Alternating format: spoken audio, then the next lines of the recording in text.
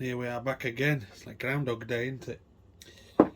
So it's been 77-ish hours since I put this in. This is the one that markets itself as ABS-like. It was a lot firmer than that when it went in, isn't it? That's not going to hold your carb right well. That's a shame. 3 days in the bin.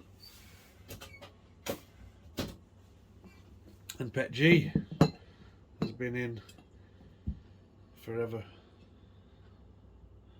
It's about 35 days or something now.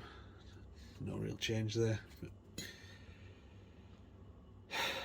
right, I will order some more of something from somewhere and see what we can come up with.